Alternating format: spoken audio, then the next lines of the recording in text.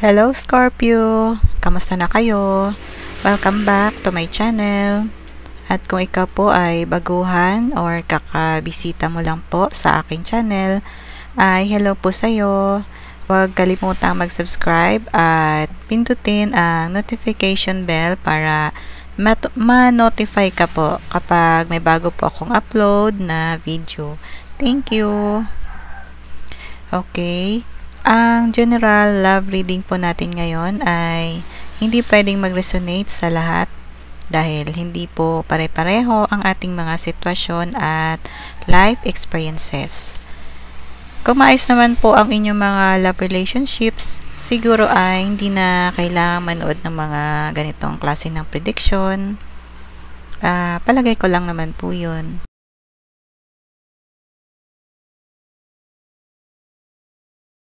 Magsimula na po tayo.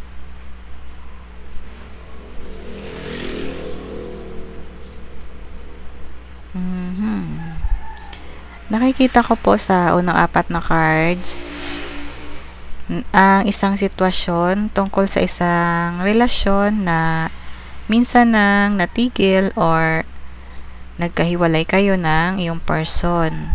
Pwede nga ang iba sa inyo ay tumagal na ng 8 years ang inyong relationship, tapos nagkaroon ng breakup. Pwede ang iba naman po ay nagkahiwalay ng 8 months at nagkabalikan din dahil napag-isip-isip mo at napag-isip-isip nyo ring dalawa na wala ka na ibang gustong makakasama sa habang buhay kundi siya ang person mo.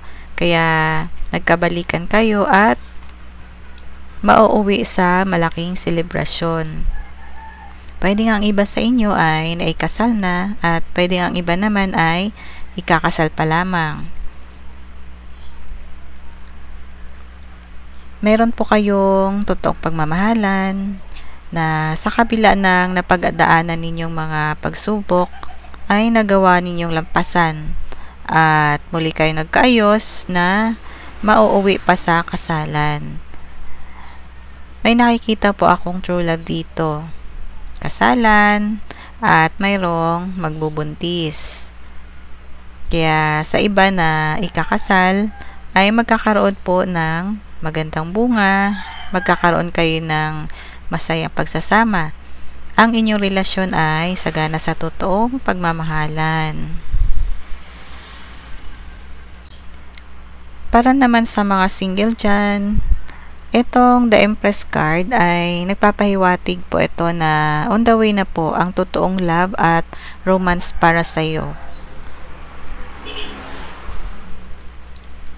May nababasa rin po ako na may iba po sa mga Scorpio na nagsisisi or may pinagsisisihan kayo tungkol sa inyong past person. Pwedeng hindi ka naging satisfied sa inyong relationship noon kaya iniwan mo or hiniwalayan mo ang iyong person. Nagsisisi ka dahil huli mo na siguro na-realize na ang person mo na iyon ay mahal ka pero tinalikuran mo na or pwedeng siya ang tumaliko din sa'yo dahil nagtatampo siya na hindi mo pinahalagahan ang mga effort na ginawa niya para sa'yo. Feeling ko ay busy lang po siya sa paghahanda or paghahanap buhay para sa inyong magiging bright future sana. Sayang. So, itong sitwasyon ay pwedeng nangyayari rin na parang baliktad na sitwasyon. Pwedeng ang iba sa inyo ang siyang nagsisisi sa pagtalikod sa iyong past person dahil din sa hindi ka nakakaramdam ng satisfaction sa inyong naging relasyon. Feeling ko ay naging busy lang din ang past person mo sa kanyang pag-abot ng kanyang mga goals sa buhay, kung saan ay magiging party ka rin sana ng kanyang magiging tagumpay. Kaya nagsisisi ka dahil may pinanghihinayangan ka sa past person mo. Ayun. May nakikita rin po ako na new relationship on the horizon para sa mga single na naghahanap at naghihintay ng totoong pagmamahal. Itong Ace of Pentacles ay nagpapahiwatig ng bagong emotional journey, bagong panimula para sa isang stable at emotional fulfillment na relasyon. Earth sign, Taurus, Virgo, or Capricorn. Para po ito sa mga dalaga at binata, ha.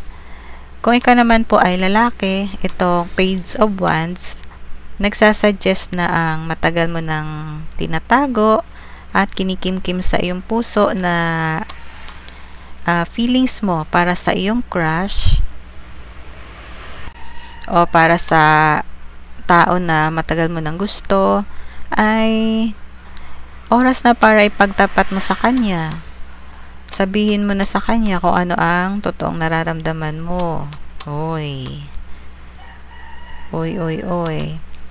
Ayun, so paalala lang po na gamitin po ang inyong intuition at siguraduhin muna ang inyong mga gagawing action bago po kayo umaksyon. Pag-isipan ng mabuti kung siya na ba talaga ang gusto mong maging partner. At iyan po ang message ng 8 of Cups para sa inyo. Same advice din po ang mababasa natin mula sa 4 of Swords. Ibig sabihin po ay take your time, mag-reflect po kayo, siguraduhin ng mabuti sa inyong mga sarili kung ready ka na ba talagang pumasok sa isang relasyon, lalo na kung ikaw po ay busy pa sa iyong pag-aaral or busy ka pa sa iyong career. Itong pinakahuling tarot card naman natin, nagpipredict din tungkol sa inyong magiging future relationships.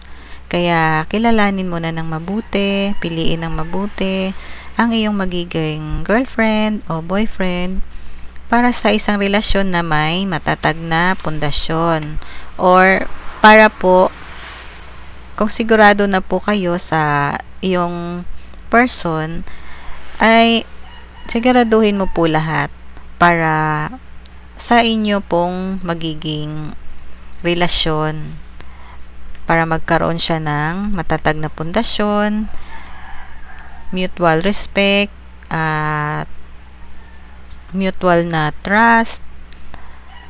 Ayun po. At mas maganda rin yung boto po ang family mo sa taong makakarelasyon mo.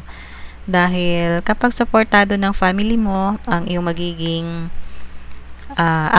magiging pagmamahalan, ay mas mai-enjoy po ninyo ang stability at security ng isang relasyon. Ayan naman po ang message po ng 10 of Pentacles. At lastly po, para po sa ibang Scorpio na in relationship na ngayon, ay ang message po nitong 10 of Pentacles ay magkakaroon ng long-term happiness ang inyong current relationship dahil mayroon kayong matatag na pundasyon ng mutual trust at respect. Ayun. So, maswerte kayo as a couple, both sa emotional at material standpoint. Ayan. So, pareho kayo matatag at soon ay posibleng bubuo kayo na isang masayang pamilya. Kaya may mangyayari pong kasalan. Pwedeng sa September or after 4 months or after 8 months may magpapakasal po sa inyo. Ayun. So, sa mga Scorpio, kung nagustuhan po ninyo ang aking reading, ay huwag kalimutang mag-like at mag-subscribe sa aking channel. Maraming salamat po. God bless. Bye-bye.